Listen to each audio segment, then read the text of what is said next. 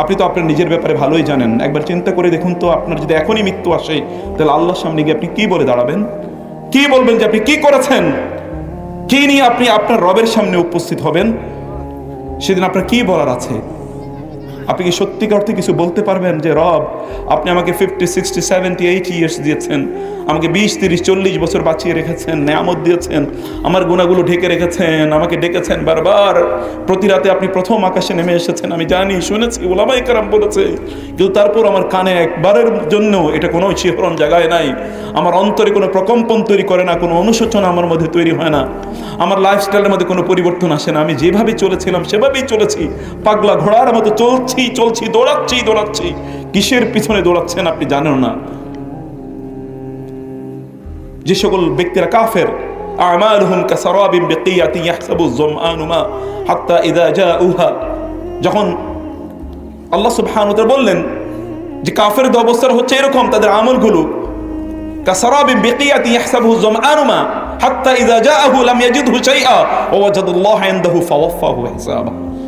মরুভূমিতে যখন একজন ব্যক্তি, তৃষ্ণার্ত ব্যক্তি, তার প্রাণীর তৃষ্ণা সে ছটফট করছে, এই ব্যক্তি দূরে মরিচিকাকে সে মনে করবে পানি, মরিচিকাকে, মিরেইজকে সে পানি মনে করে সেখানে দৌড়াতে থাকবে, সেখানে গিয়ে দেখবে আসলে পানি নাই, আসলে কিচ্ছু না, সেখানে গিয়ে দেখবে মৃত্যু তার উপস্থিত, কারণ এর মধ্যে সে ক্লান্ত পরিশ্রান্ত। আপনি যে দৌড়াচ্ছেন না, আপনি এরকম একজন মরুপথিকের মতো দৌড়াচ্ছেন, সামনে কিছু নাই, যা দেখছেন এগুলো ধুধু, কিচ্ছু না, এ দুনিয়া এগুলো কিচ্ছু না, আল্লাহ সুবহানাহু ওয়া তাআলার কাছে এর কোনো মূল্য নাই, তুচ্ছ, এত তুচ্ছ। রাসূলুল্লাহ সাল্লাল্লাহু আলাইহি ওয়াসাল্লাম তিনি একটি বাজারের পাশে দিয়ে তিনি যাচ্ছিলেন এবং তার সাহাবীরা তার সাথে, তিনি তো সবসময় রিয়েল এক্সাম্পল দিতে রাসূলুল্লাহ সাল্লাল্লাহু আলাইহি ওয়াসাল্লাম পছন্দ করতেন। তিনি একটি মৃত, একটা বকরি, ছোট বাচ্চা, তার আবার কানটা কাটা, ছোট পিচ্ছি মরে গেছে এবং পচেও গেছে, এটার কান ধরে তিনি উঠিয়ে বলেন, কে এটাকে 1 দিরহাম দিয়ে কিনবে? সাহাবায়ে কেরামরা বলে, এটা ফ্রি দিলেও তো আমরা নিই না, 1 দিরহাম দিয়ে কিনবো মানে? রাসূলুল্লাহ সাল্লাল্লাহু আলাইহি ওয়াসাল্লাম বলেন, আল্লাহর কসম, এই দুনিয়ার মূল্য আল্লাহর কাছে এই যে মরা পচা এই বকরির বাচ্চাটার চেয়ে অনেক কম। সেই দুনিয়া নিয়েই তো আমরা পাগল প্রত্যেকটি মুহূর্তে। দেখেন, লোকদের মধ্যে চিন্তা চেতনা একটাই, যুবকদের মধ্যে একটাই স্বপ্ন, এই দুনিয়াতে কত বড় চাকরি বাকরি করবে, কত বড় ব্যবসা বাণিজ্য করবে, কত বড় বাড়ি গাড়ি হাঁকাবে, এগুলোই একমাত্র স্বপ্ন। এই স্বপ্ন আমরাই তাদের মধ্যে তৈরি করে দেই, আমরা এগুলো নিয়ে প্রত্যেকটি মুহূর্তে আমরা চিন্তা করি, কিন্তু প্রত্যেকটি মুহূর্তে যে আমরা কিয়ামতের দিকে এগিয়ে যাচ্ছি, রাসূল সাল্লাল্লাহু আলাইহি ওয়াসাল্লাম 1500 বছর আগে বলেছেন যে আমি এবং কিয়ামত এরকম কাহাতাইন, একেবারে এরকম কাছাকাছি। তিনি বলেছেন, আমি প্রেরিতই হয়েছি কিয়ামতের খুবই কাছাকাছি একটি সময়। তিনি নিজেই আগমন, তার নিজের আগমনে একটা কিয়ামতের আলামত, কিয়ামতের ছোট আলামতের মধ্যে একটি তিনি নিজেরই আগমন। তাহলে আপনি এবং আমি কোন দিকে এগিয়ে যাচ্ছি, কোথায় যাচ্ছি, এগিয়ে যাচ্ছি কোথায়? আপনি যতই দৌড়াচ্ছেন, মনে রাখতে হবে আপনি কিন্তু কবরের দিকে দৌড়াচ্ছেন। যতই দৌড়াচ্ছেন আপনি কবরের দিকে দৌড়াচ্ছেন, আপনার কবরের ডিস্টেন্সটা কমে যাচ্ছে, কবরের ডিস্টেন্সটা প্রত্যেকটি মুহূর্তে কমছে। এভরিডে আপনি you are getting closer to your grave. আপনার কবরের আপনি অনেক নিকটবর্তী হয়ে যাচ্ছেন প্রত্যেকটি মুহূর্তে, কিন্তু তার জন্য আপনার প্রিপারেশন কি সত্যিকার অর্থে আছে?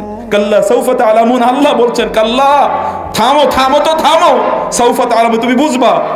সুম্মা কাল্লা, আবার বলছি থামো, রেস, স্টপ ইউর রেস, তোমার এই যে দৌড় তুমি বন্ধ করো, এই দৌড় প্রতিযোগিতা তুমি স্টপ করো।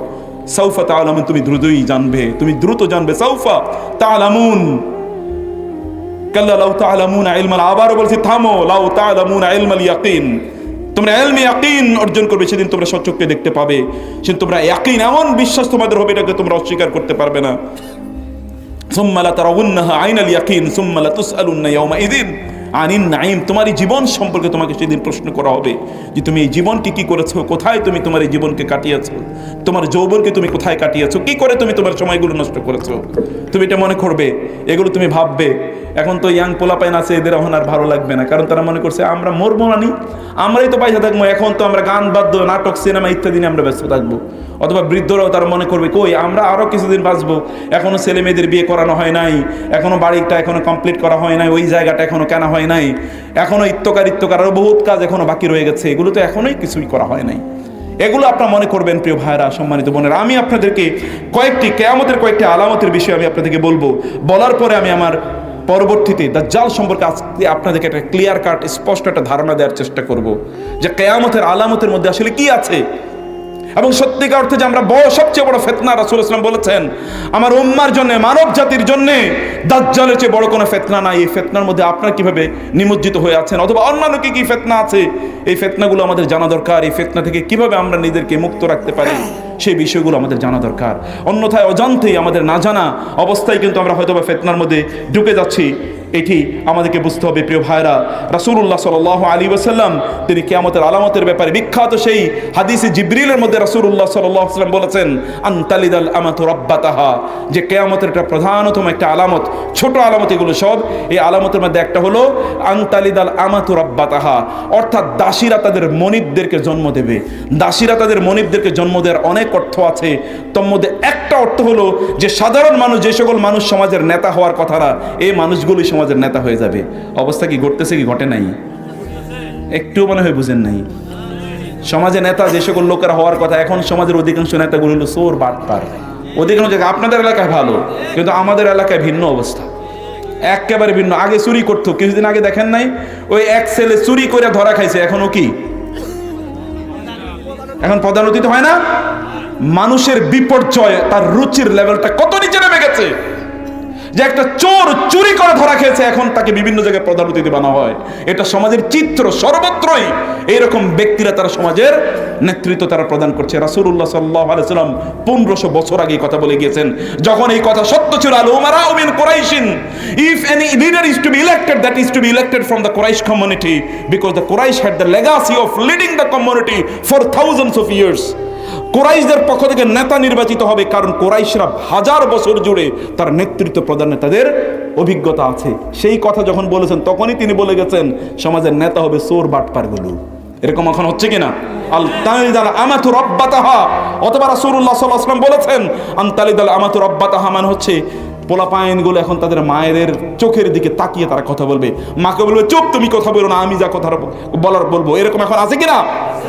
এখন তো আছে। এখন তো পোলাপাইনের কাছে তার বউয়ের কথা সবচেয়ে বেশি ভালো লাগে, মায়ের কথা ভালো লাগে না। এরকম আছে কিনা? মায়ের কথা ভালো লাগে না, বউয়ের কথা সবার চেয়ে বেশি ভালো লাগে। আমি বলছি না যে বউদেরকে জুলুম করবেন, খবরদার।